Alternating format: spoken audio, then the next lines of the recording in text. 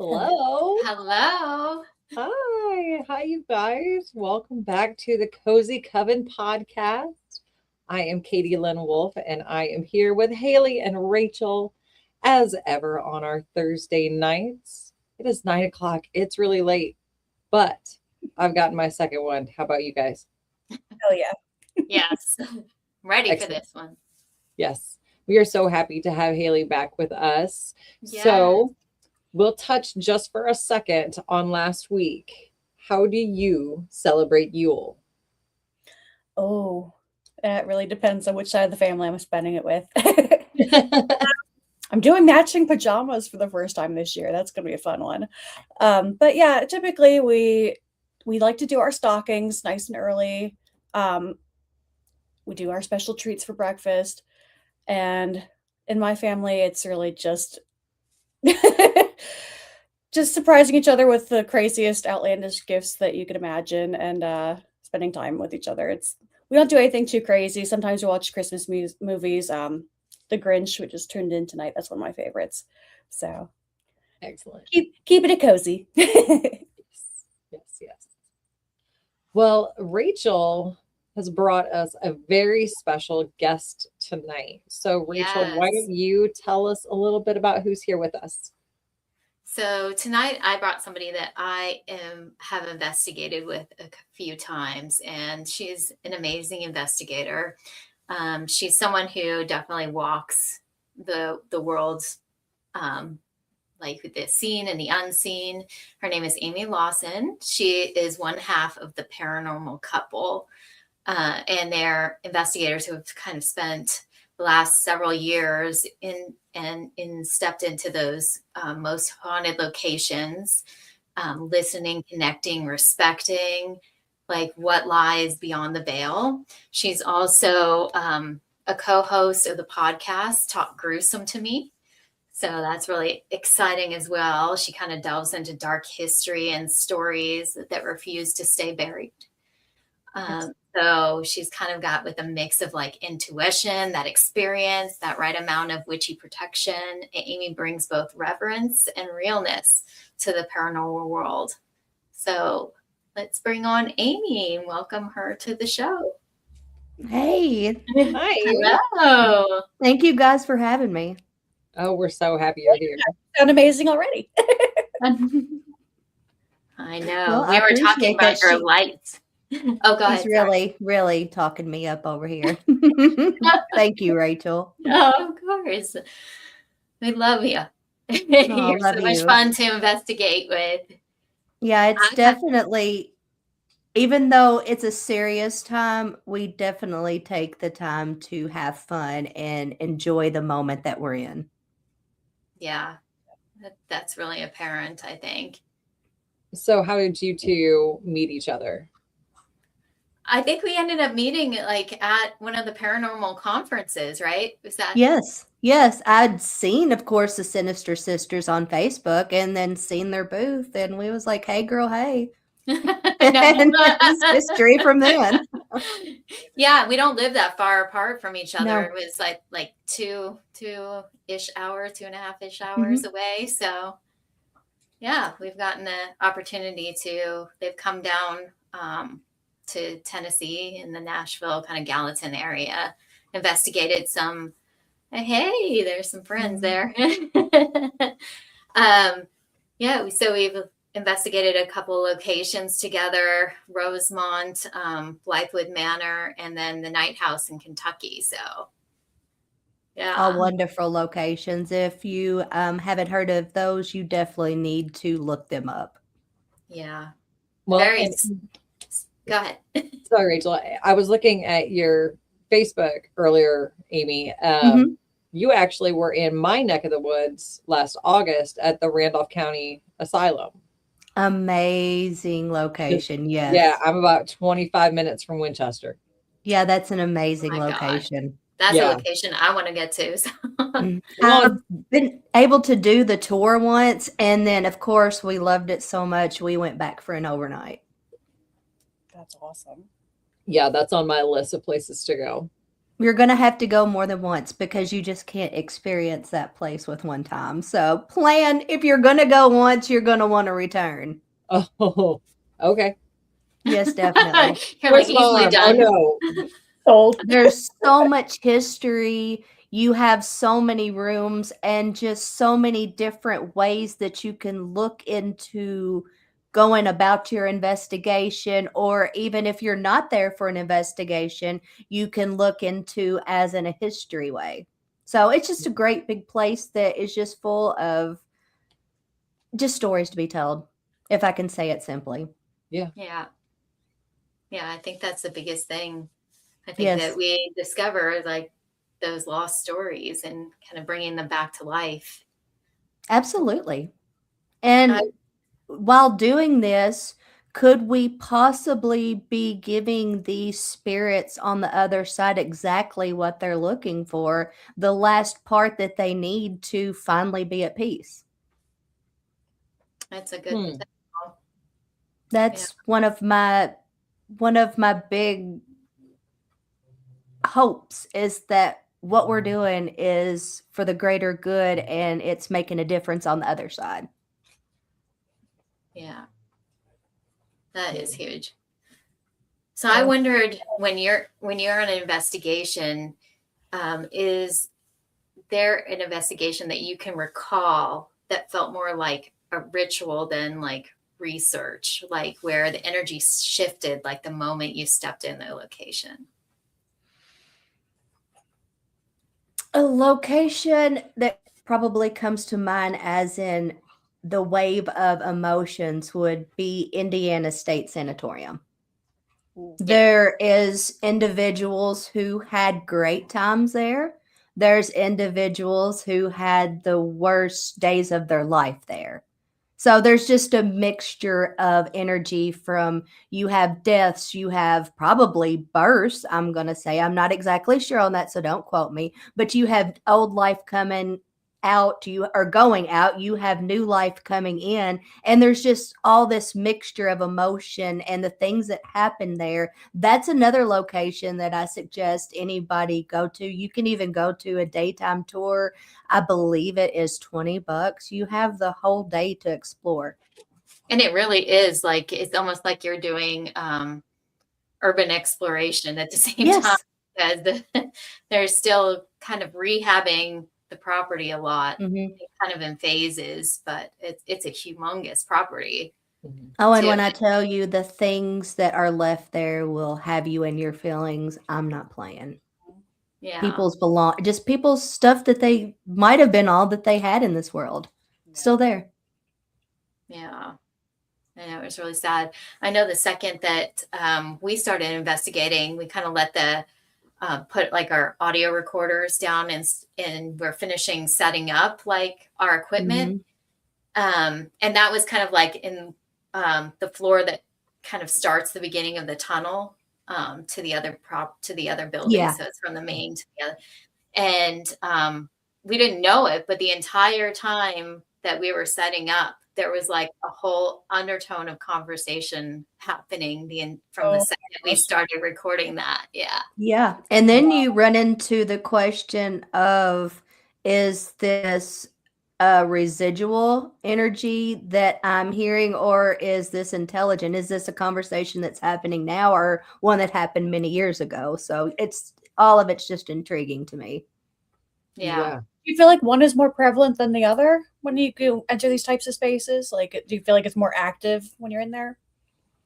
What do you mean? Sorry. No, I mean, do you feel like you encounter more residual energy when you enter these types of spaces, or is it a mixture? Yeah. Okay. I understand now. I believe it's probably close to a mixture, but I think that more than likely most of it is residual.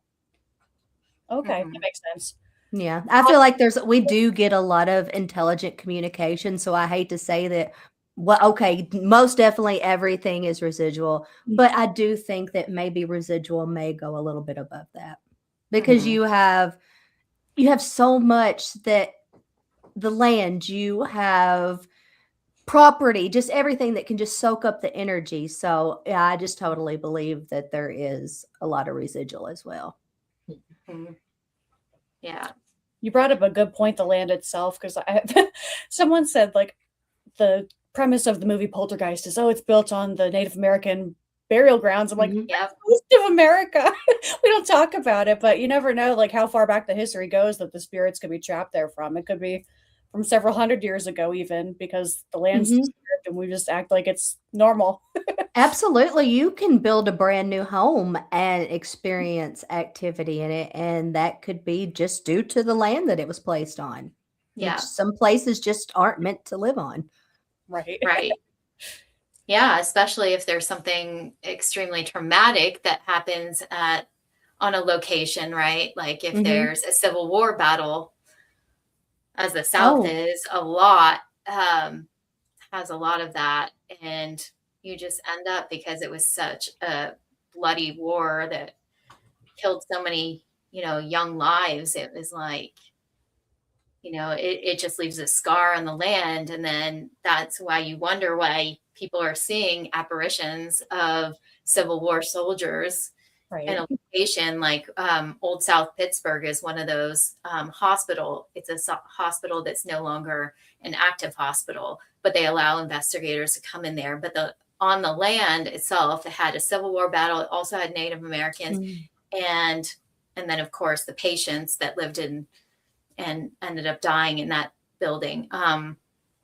But you see everything. People have come across where they've seen Civil War soldiers and Native Americans and, you know, doctors and nurses and, patients. So it's, yeah, you definitely I think there's many layers that you can peel back on. oh, and to think that those generations have not bled off into the land is insane to me. Because, yeah, most definitely, there's been, like I said, good things that put good energy and all of the good feels out into the world. But then you also have the things that aren't so good. So, yeah, I believe it's still there. It lingers. Yeah. Energy never dies. Nope. I mean, that's a whole scientific theory, Mhm. right? By Einstein, who put that out there, that energy can be created but never destroyed. So It can transfer, yeah, but it never dies. transform. Yeah, Yeah. yeah. I believe that too. My family lives in Fredericksburg, Virginia, which obviously there were a lot of Civil War and many wars that occurred there. I mean, when you cross that threshold, it's literally like you can feel the energy like you're going back in time. There's so much that's still actively alive in that area. So I know exactly what you mean. Right. Yeah. Great to do an investigation in some of those battlegrounds, but I would be too afraid of what would actually show up. Oh gosh. Yeah. I mean, I would love to get to Gettysburg and do a Right. lot of those battlefields. I know there's a pretty famous, like if you go onto YouTube, a pretty famous clip where they caught, and this is definitely residual, because the guy knew exactly what time, where to be, where to set the camera up, Oh and wow. he caught like actual apparitions of Civil War soldiers just walking across this road as they're marching, like Oh to go my. in battle. Yeah.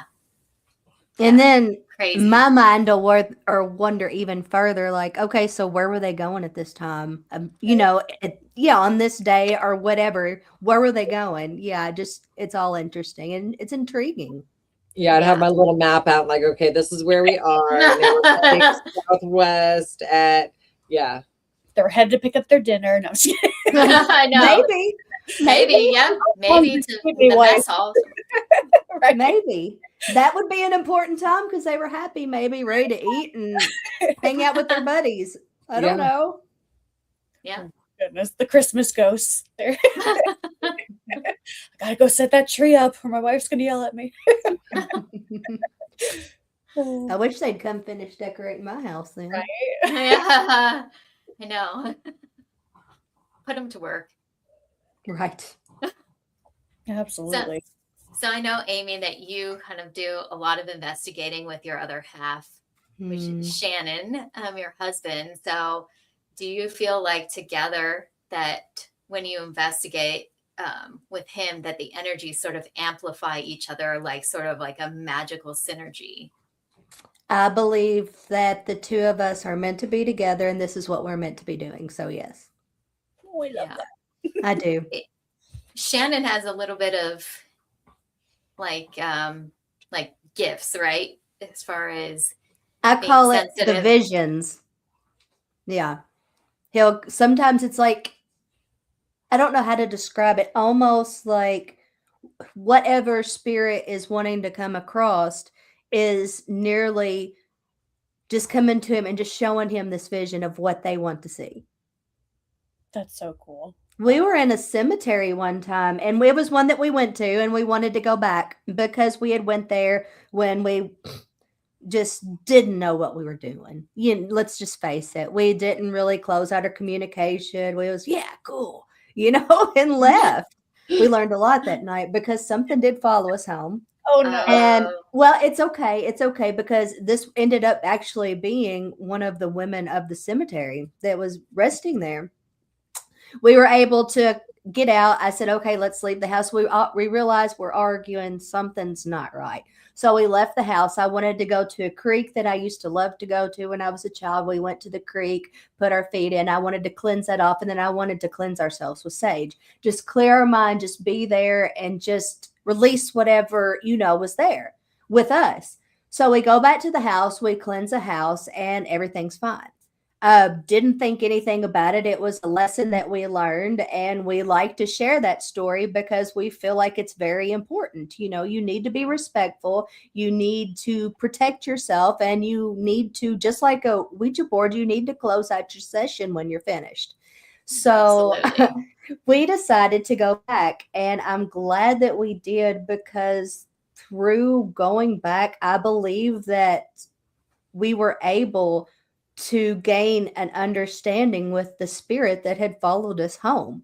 Shannon was sitting there and he started getting a vision of a woman, and looked like maybe she was possibly having trouble breathing or either maybe having some kind of heart trouble. And he kept hearing the word muggy, muggy, muggy. And mind you, when we had went the time before, it was in the middle of the night because I don't know, it's just the best time to go, right?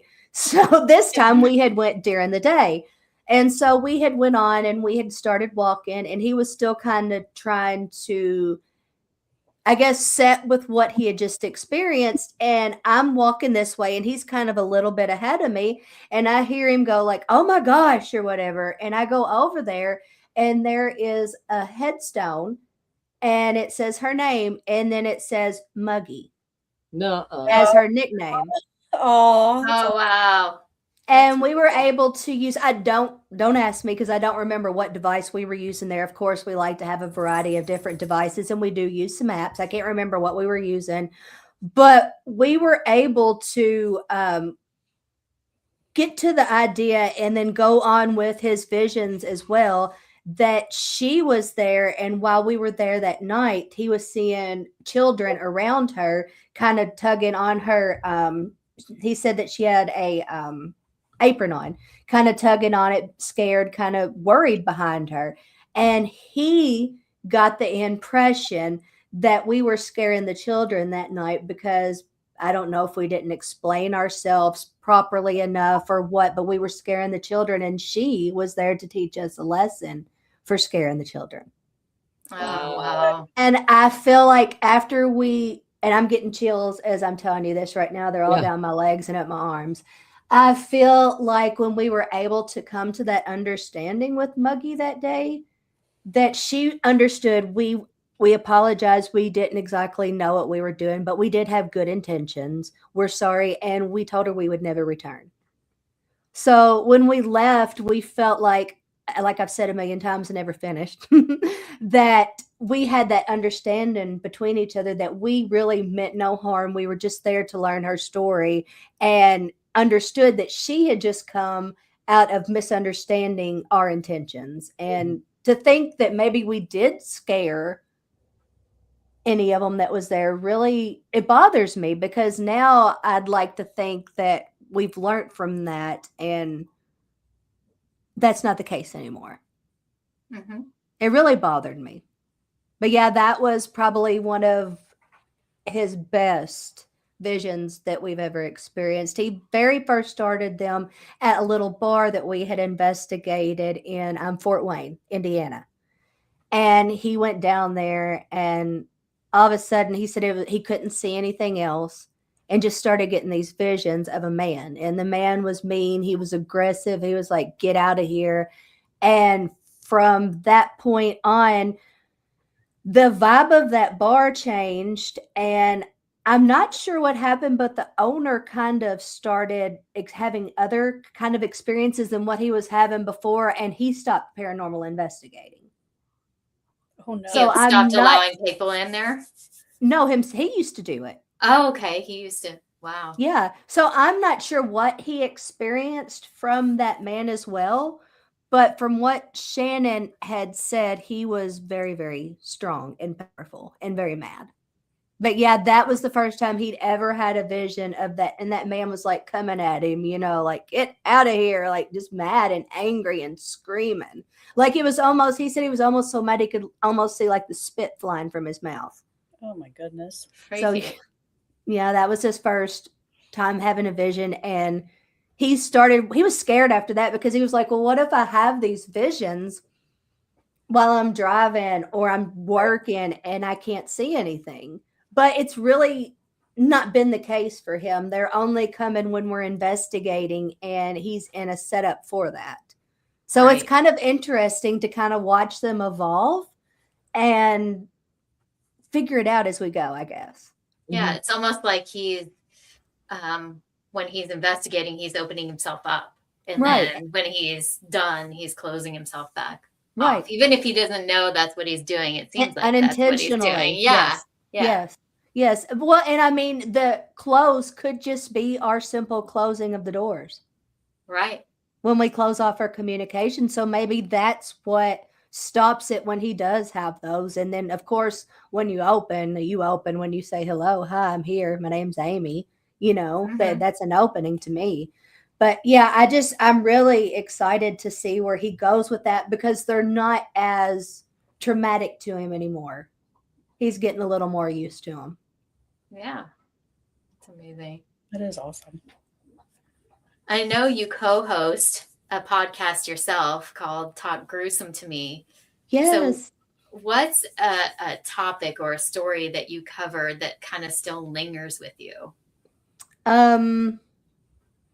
There has, oh my gosh, there's so many. Dawn is my friend from LA. We met on TikTok and we've just been stuck together ever since. So we're doing this podcast together. She asked me to join it with her.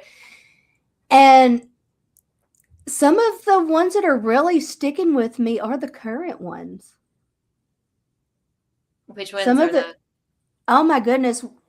Let me look at these episodes because I don't want to like misname our total episode because we're talking about the podcast right now. I want to get the whole name of it.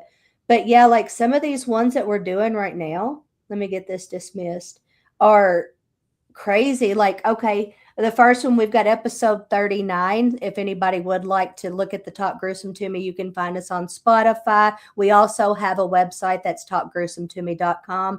Our episode 39, that is just Jesse Mack Butler. If you haven't heard about his case, you're shaking your head like you have.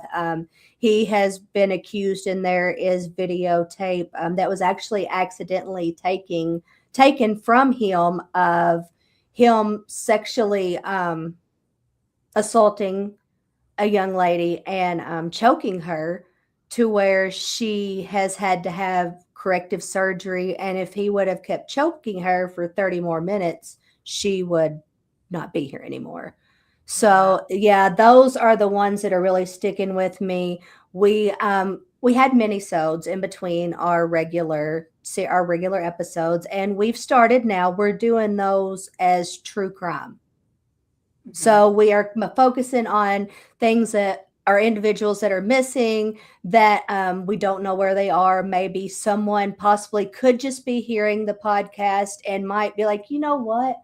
I think I was in that area at that time, and that just might set off a little clue to bring somebody home. And then we're also doing murders that have not been solved. So those are the ones that really, really stick with me. As you all know, paranormal is in my life all the time. We're always out, we're investigating, it's constantly going through my brain. So I do really enjoy those true crime episodes. Those are the ones that really stick with me. And when we get updates, like we done an episode on the Skelton brothers, and when I was just in Michigan and Ohio, I was getting up that morning drinking my coffee, and I look on the news, and guess what? An update. They've got enough evidence to actually take a case against the Skelton dad. So that's really what that drives me, because for the most part, if I can use what tiny bit of voice that I have to help somebody that's looking for their loved one or looking for, we're going to use the word justice, if you even want to consider a justice in a case where you've lost a loved one. But if I can bring just a little bit of justice by sharing that story and getting the word out, then that's definitely something that I want to do. But our main platform is we will take, one of my favorite ones to do, was Ed Gein. Mm-hmm. We talked about his life and how he grew up. We went into his crimes in one of our podcasts. Another one, we watched. What is that? Oh no! Is that Anthony? That's Ed. Or is that Ed? Ed from Hello. Ed. But who's on your basement right now? Okay, make sure he's not anywhere in here. But on the second one, we watched. We wasn't able to watch the actual episode where Cindy Kaza was there, and she went with Steve Shippey. But we did get to watch Dave Schrader, where he had them on and talked about the episode. So we watched that, where Cindy Kaza had actually walked the property, things she experienced, and who she actually still believes is lingering on that property. And she believes that Augusta and Ed are still there. Wow. So that kind of takes me into a whole other can of worms. Was Augusta still there while Ed was doing what he was doing? But yeah, was he really hearing her? Yes, and it wasn't just voices in his head. It was actually. We know he had. We do know that he had mental disabilities, or we should say, what was it? Was he bipolar, or was he schizophrenic? Yeah. One of the two. We know that he probably had some delays, and then also he had, schizophrenia. It was schizophrenia. So I don't know. Could that attributed to his mother still being on the property? I don't know. But it's all, you can look at that all different ways. But yeah, we looked into the paranormal aspect, and then we did a fun one, and we watched a movie that was kind of based off of the Ed Gein story. And I don't know if any of you love horror, but yes. If you do and have not heard of a 3 on a Meat Hook, it's on YouTube, and you have to search. It's not as gory as you think it would be. It's not. It just sounds that. No, yeah. When Dawn said this is what we're watching, I was thinking, what the are you asking me to watch? Because I'm not a gory girl. Oh yeah, bring it on. I know, me too. Well, yeah. I'm just some of that stuff. I'm just like, really. But if you're not gory and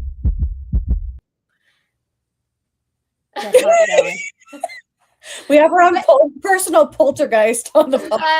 We're gonna have to get some equipment out. But yeah, if you don't like super gory horror, watch 3 on a Meat Hook. It is genius. Like, I would go watch it again. But yeah, it's not gonna say this is tied to Ed Gein, but people have said that it was. So we wanted to watch something that we didn't think a lot of people had already watched. And I'm not gonna lie, I'm glad we did, because it was a fun little story to watch. And it's on YouTube. If you want to watch it, you have to be very specific about what you type in. It has to be 3 on a Meat Hook 1972 full movie, or you will not find it.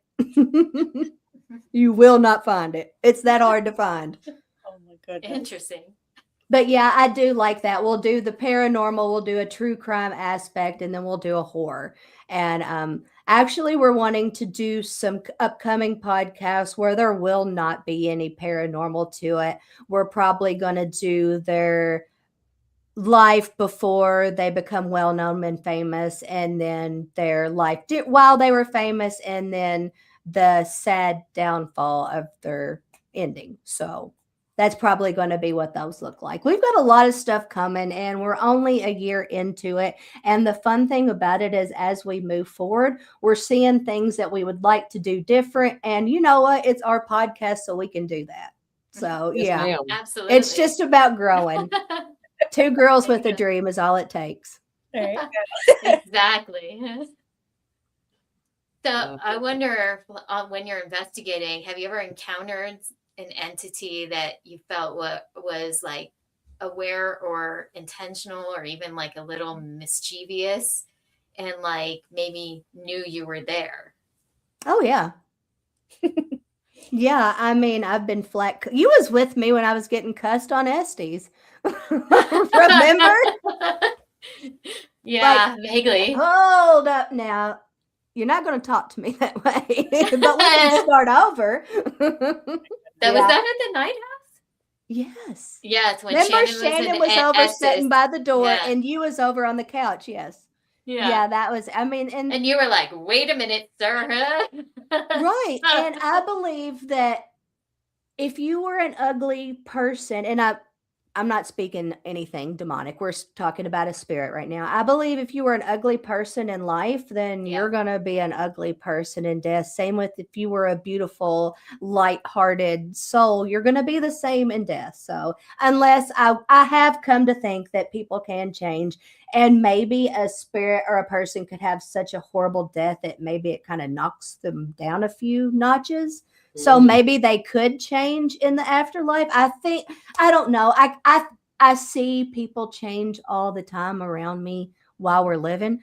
Why could not a traumatic death maybe kind of be like, whoa, and wake you up when you kind of do transition to the other side, you know? So I'm not going to throw that out there. I still have that in my brain as a possibility.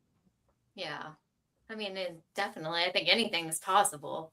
Yeah. But I do agree. I think that just like you, that I've come across where there's not demonic spirits that I've come across, but I've come across there's definitely like maybe more of a negative kind of energy to it. But, you know, I think the best thing we do is try not to like engage with that. We're kind of like, nope, not going to deal with you. Only here to talk to, you know, spirits that have positive communication with us. Otherwise we're done. But I think you have to have, I think we've talked about it before on other podcasts too, that you have to have the dark to have the light and vice versa. So I think the universe has like a yin and a yang. You have to have both to have a balance. Right. I mean, it's night right now. It's dark outside, but soon it's going to become light. You have to have the two of them for the world to grow, to prosper. So yeah, that's just the way it is. You got to have light and you got to have dark. As you can see, I will have a conversation with the spirit that is not so nice, or what have you, whatever you would like to call him, because I think sometimes maybe spirits are just disgruntled. Some maybe are just upset with the situation that they've got themselves in. So until I feel like it's unsafe for me to carry on that conversation, yeah, I will. I mean, just like that spirit, they ended up apologizing to me. They did. Just thinking for a second when you said that, I'm like, man, it's gotta really suck to be one of those prisoners that died in prison, and now they're still, like, they never got out of their sentence. Like, come on, it was only supposed to be like 3 years. Now it's going on 200. Like, that's could you imagine still sitting there? Oh, yeah. But then again, what would time really look like on the other side for you? Right. So, I mean, that's a question that sometimes we have on investigations is like, well, what is your time the same as our time? it's quantum time. Remember that response we got at the Night House? Yeah, I don't know. Yeah, it told us straight out it was they were on quantum time. And we What were that like, means, I don't what? know. I was like, because that's one of the things we talk about is that, in quantum physics, that things like particles behave very differently than they do anywhere else, right? So there's the theory in quantum physics that two particles can be vastly different places in space and time, right? But they're entangled. And so if one reacts, the other reacts too in like. And so, and that's just one part of it. Another part is that they can see a particle exist in many different sort of dimensions, but the second like an observer observes it, it collapses into one. I was going to say it could be the observation itself that's causing the spark, which is really interesting. I like that you're bringing the science into it too. Yeah, I think you have to. I don't know if you feel that way, but I think Absolutely. as a paranormal investigator, like, yeah, I have different sensitivities like to the paranormal, but I think it has to, again, be some sort of a balance, like in bringing the science in with the spiritual aspect of it.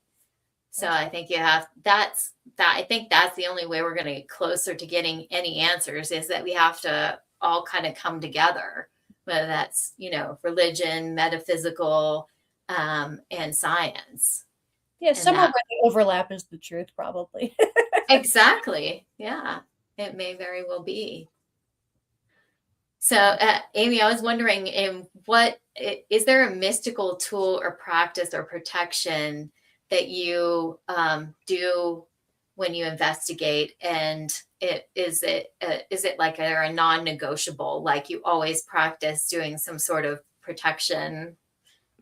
Absolutely. When I am finished with any investigation session, whatever I do, anytime that I do open communication, I believe in the Lord's Prayer. I don't know what anybody else's religion or belief is, but for me, I believe in the Lord's Prayer. For me, it holds the power. So I will always say the Lord's Prayer. I will always end with a specialized prayer for the spirits or location.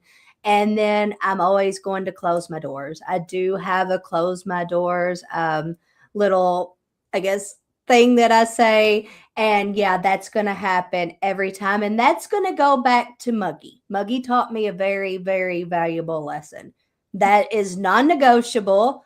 If for some reason it's been like a light fun, we're just going to hang out and just, okay, if we're going to see what we catch, it doesn't matter. We're just going to giggle and maybe eat some pizza in between. Now, those, if I leave and I don't think about it and I'm down the road, I'm like, the door of communication is now, you go on back. Yeah, it's hitchhikers this time. Yeah, it's exactly. Non-negotiable. But no I'm ghostly also, hitchhikers. Right. But I'm also the type that believes if you have a spirit of the light, a spirit that is positive, you really aren't going to be affected much or stop them from maybe coming to see what your house looks like and going back home. So I think that probably happens a lot. It's like a paranormal tourist.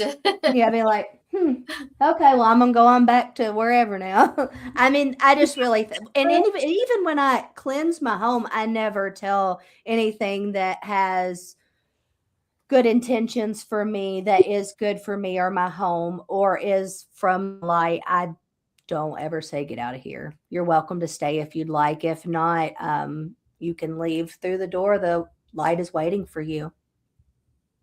And I'll do my little crossover spill. Yeah.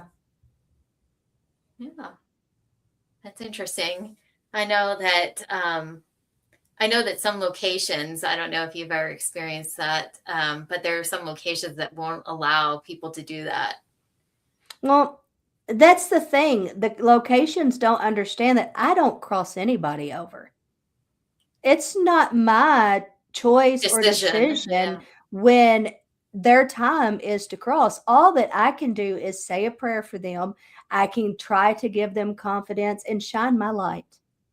If that spirit wants to go, that spirit's going to go. There's nothing that I can do to make them go. I can't go, come on now. And it don't work like that. It just doesn't. And I think a lot of people don't understand that. And even just by a person like me being there who is going to use my faith so strongly and I'm going to shine my light. Who's to say that maybe when I'm working and my spirit guides are there, that there's not some spirits or they're just going ahead and taking that opportunity and using that light to find their light to cross. Mm-hmm. I think a lot of times just spirits are just kind of lost and have got their self, I don't know why, but locked down in a little bit of darkness, and they just need that little bit of an encouragement and a little bit of a, hey, here's my light. You can use it to find yours. I think that makes a difference. And I don't think that a lot of people understand that I do not cross anyone over. They do it themselves. Hey, Dawn, there's Talk Gruesome to me. There's Dawn from my podcast. We just talked about you, Dawn. Nice.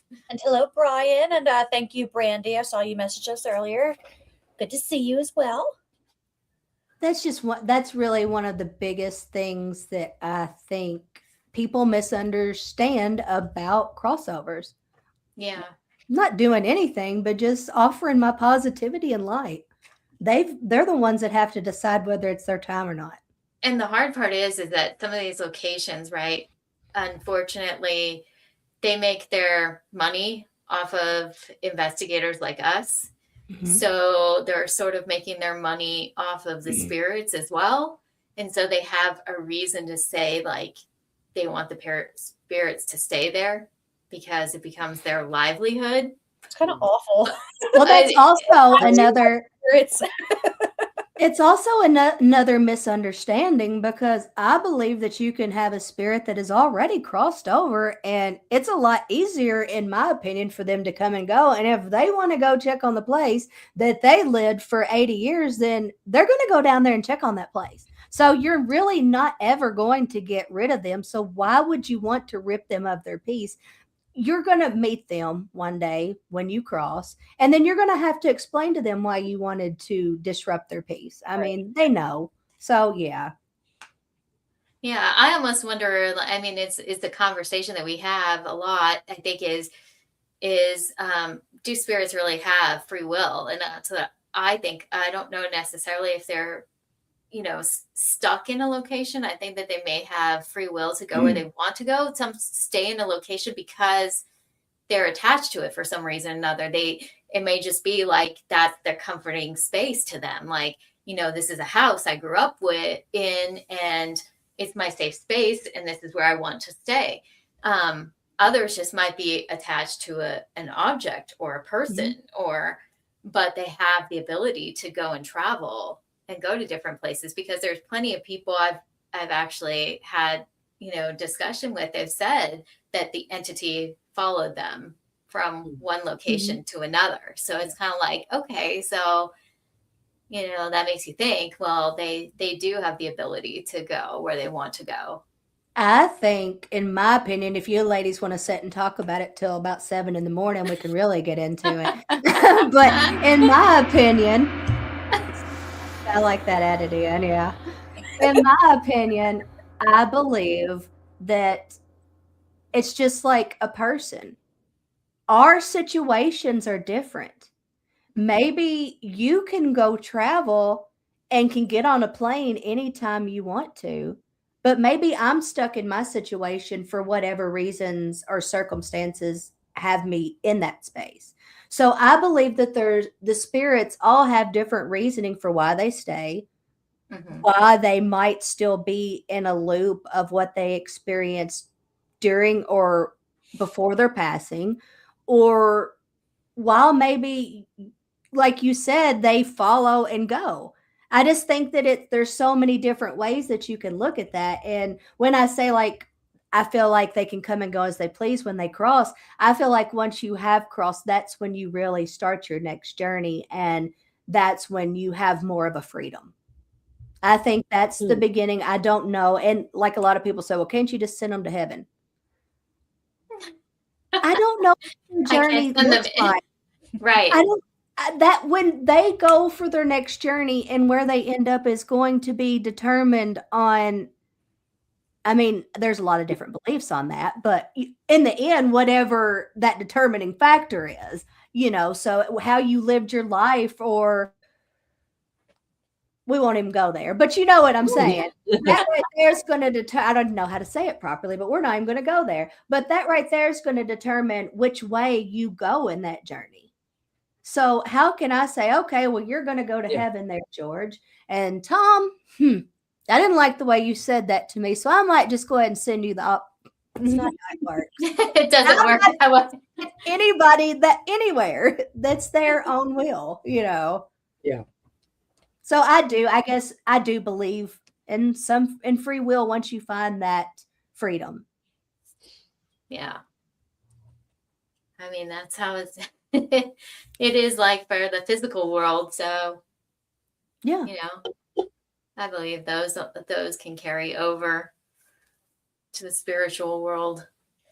And I think sometimes it's possible, or I mean, I do think we can. I should say possible, but I think we do sometimes, not meaning to, possibly put some of the spirits in loops of remembrance just by simply maybe not wording something properly or bringing up a memory that was so traumatic. I think it's just we hold a big power in our hands when we communicate, and that's why I believe that what we do, it's so important to be respectful, to have the right intent, and to go about it a professional way, because you might can fool a viewer or somebody who's behind the screen watching something that you've posted on YouTube, but you're definitely not gonna fool a spirit. Yep. That's exactly right. We shouldn't do what Zach Baggins does and go, "Hey, spirits, do you remember when your whole family was murdered? How'd that make you feel?" And then throw stuff. No, because you know what? I know how that would make me feel. Right. Yeah, exactly. Entertaining, but then they wonder why bad things Well, immediately. And that's why, like with Zach, I think for us regular paranormal investigators that are out there doing this and not doing this like on TV, right? He's doing it for ratings, and he's doing it to sell ads. In reality, that's not what it's like.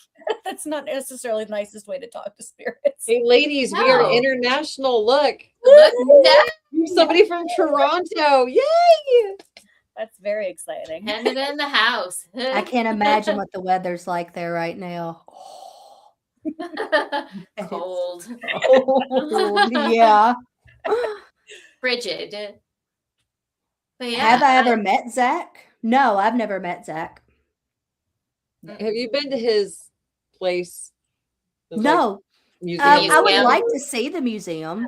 My daughter went. She said they make you sign a waiver before even walking in there.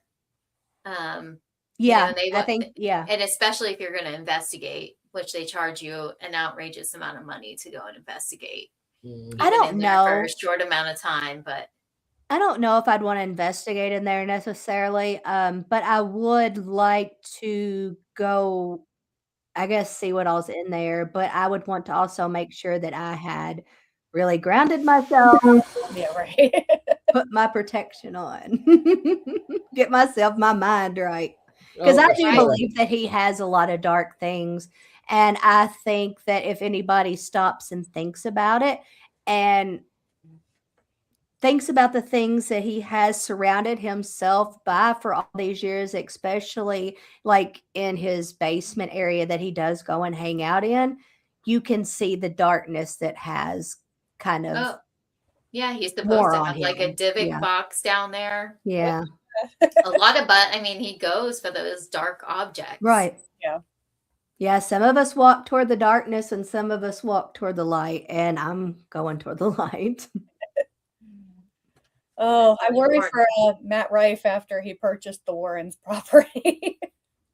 I don't know. Yeah, there's mixed. He's going to be handling that situation, especially after Annabelle had her little tour across the country setting buildings on fire. Yeah. I don't know. There's just some things that you don't take them and just traipse them all over the United States. It'd be like when Yeah. Charles Manson was arrested, that they took him and just traipsed him all over. There's just some things you don't traipse all over the place. Just my Yeah. opinion. But no shade to them. I mean, there's a lot of people that did get to see it and really Yeah. enjoyed it and probably would have never gotten a chance to look at her, meet them, or anything if they hadn't have done that. So, Yeah, I you know, got to to see each their her. own. I got to Did you really? meet- Yeah, up in Rock Island, Illinois. And I So was did my there- friend in the presence of others. Yeah, you were probably Yeah. at the same time Yeah. as him. Yeah, probably was. But I didn't feel much off of Annabelle. I felt there was another object. There was a doll in there. And I was standing like she's in a glass case, this other Mhm. object. And she was supposedly created by a witch doing black magic. And they used human remains to make the doll. And they said, I was standing in front of it, and there was a guy, they had security like all in there. And the guy goes, you know, that's the only object in this place that actually killed someone. Ugh. And I was like, because I was feeling the most off of that thing. I was just like, there's just a really off-putting feeling it was giving, like almost like in a pit of my stomach feeling, like, you know, if you get punched in the gut, that's kind of the way it felt. And so then I had to ask him like the story about it. And he basically said that the person who made the doll, then with these like human remains, animal remains in it, had like human teeth and all that. But he said they took a picture of it and they sent that picture to their intended victim. And when the victim got the picture, received the picture, they died within a couple of days after getting it. That is the worst So- doodler ever. Well, that's got to make you question, like, what's going to happen to the individual that did that, though? No. Well, Yeah. that's the whole thing. Like if you in like kind of in the witchy realm, right? They believe Right. in the power of three, like what you put out there, you get back in threes. So, I mean, that's why Yeah. I always believe of putting the good I'm out not a there witch. because that's what I want back. Right. I'm not a witch. I don't practice, but I do know that. Mhm. That's just one of the things, you know. Just and that's just general rule anyway. Just be a good person and don't do ugly Yeah. stuff to people. So Yeah. yeah, I Right. mean, that's a That's kinda golden like- rule right there for the witches. Yeah. Pretty much. Yeah. But it's pretty much everywhere, right? It's like, Yeah. yeah.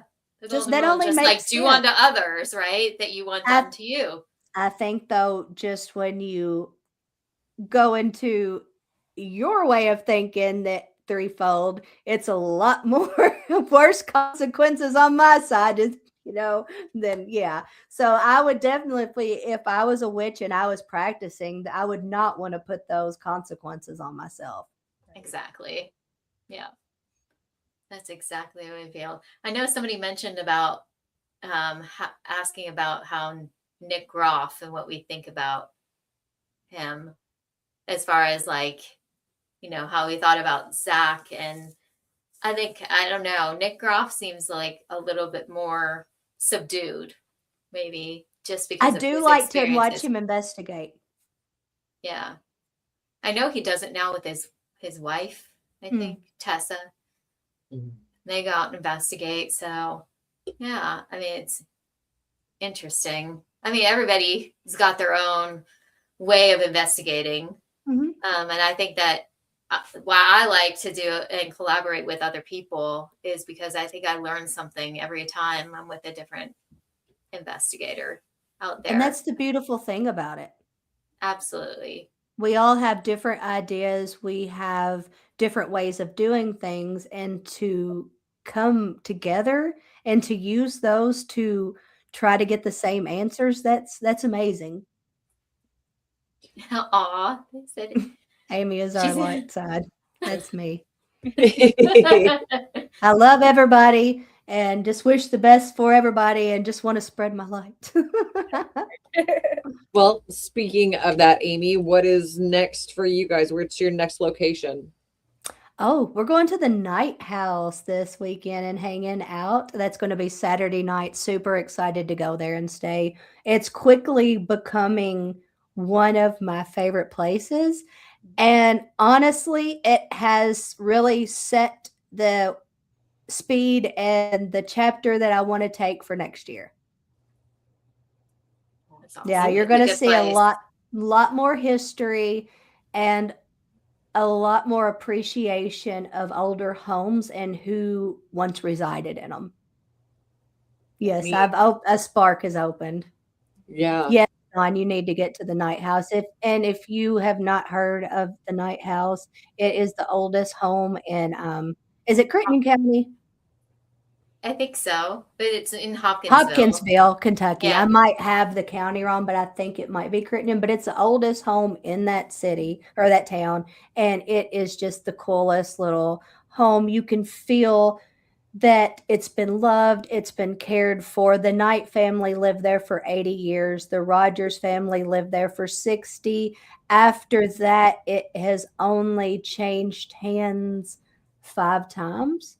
And now the current owners are working to put it back the way it should be. And they're offering tours. You can go there and you can actually do a really cool walkthrough. The owner, and this is why it has started my chapter for next year. He knew so much and is still learning about the family and the home that once you go and you sit down and you open your devices and you can really feel his love for the home, Yeah. their love for the home, and you know a little bit about them. You can sit in some of the same locations that they sit and try to connect with them. There's nothing better than that. So yeah, that's going to be a little more of what I'm wanting next year to look like. That's so Yeah. cool. Yeah. The Night House is a great place. And I think it's like so many of those historic homes that were occupied by multiple generations of Mhm. family. And I think that it is really is clear when you get in that space that you feel that way. I think I feel that Oh. way about Rosemont. Yes. It's very much so. I think Trousdale Place is another I've got to great get there. home. Yeah. I've got to get there. It's a good space too to Yeah, investigate. But those homes have so much history and so much stories to tell. And I think the family's legacy, needs to live Absolutely. on. Absolutely. And just stepping into places, I just went and was able to hang out with Kate this weekend at Rosemont, and just to sit and hang out and talk in a beautiful home like that it's all I've ever wanted, I guess I should say, because I feel at home. Yeah. Exactly. I I just think love that's them. the difference. I think you just feel at home. That's Yeah. a really good way to put it. Yeah. There's just something about the beauty, and even better if you can do like Rosemont and you are actually able to have some of the previous family's belongings in the home. Like that makes it 10 times better. And that's in Gallatin, Tennessee. They even offer their tours are $10. What's I know. $10? Yes, go walk through it. Kate knows so much about the place. Let her take you Yeah. through it. They're not doing tours right now unless you get a hold of them. They do have a page on Facebook. If you get a hold of them, they will make special arrangements to meet you during the off season, but you want to make sure that you give them enough time to be able to set that up because they are on their off season. But yeah, when they're there regular, you can go $10. Kate's there all the time and just walk through this beautiful place. They do events there. Beautiful they'll do Christmas weddings. market. Yes. They do It's wedding such a venue gorgeous there. place. It's a great place. You don't have to want to go paranormal investigate. You can just go enjoy the history and learn about it. That's Yeah, the amazing part. absolutely. Yeah. Officiate though. Yes. Oh, that sounds awesome. It's amazing. I love the Yeah. homes. Yeah. I love the hospitals, the mental asylums, and I love all that too. But there's just something homey and special about connecting with someone who used to just live in the same space that you're able to sit in. And not everybody gets to go to these places and spend the night or be in them for multiple hours. They just don't get that. So I'm very blessed. It's a good It's a it's a good space. Yeah. I'm just reading through the comments, see if we missed anything. But I don't think so. I think we're good. Amy, it has been such a pleasure having you here with us. We could keep you on, like you said, until 7 I I would know. talk. o'clock in the morning just for these stories. Well, then we are going to have to bring you back after the new Yeah. year when this new house tour investigation stuff starts. You'll have to give us updates. I can't wait to tell you about some of the places because we're going to go to Maggie Mansion here for a 3-day. So I'm excited about that. That's another beautiful home in Gallatin. So yeah, have me back on if you'd like to, and I will have more to fill you in on. Yes, we'll definitely do that. All right. And as a reminder, tell everybody where they can see you, find you, hear you, all that good stuff. Perfect. You can see me on The Paranormal Couple. That's on Facebook. That's where you will find my husband, Shannon, and I. We also have a YouTube. Find us under the same name, The Paranormal Couple. I do have a TikTok that is paranormal_Amy. Shannon, my husband, he has one that's Spooky Communication. We also, let me think. Oh, podcast. Sorry, Dawn. It's right there in the comments. Talk gruesome to me. Dawn and I, she asked me, do I want to do a podcast? So here we are. Come join us. Yeah, that's everywhere that you can listen to my voice until you get tired of hearing me talk. All right. Rachel, remind everybody where they can see you outside of the Coven. It's Sinister Sisters Paranormal on Facebook, TikTok, Instagram. Myself, I'm under TikTok is Spooky Rach. You'll find me there. Facebook, Excellent. just under my name. Yeah. Come hang out with us. Haley, my Yes. darling, tell us again where folks can buy their little beastie babies when they realize there was one last person for Christmas they forgot about.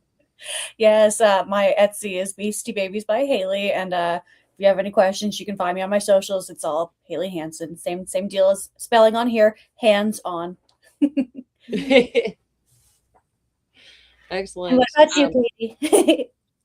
Wednesday nights, YouTube under my name, we are still doing our selected short stories. We did a story for Yule last night.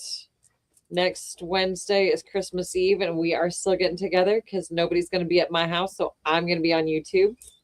Awesome. And then and then on New Year's Eve, Heidi McCack wrote a story for our readings, so we will have a specially for us written story, so you guys can check that out.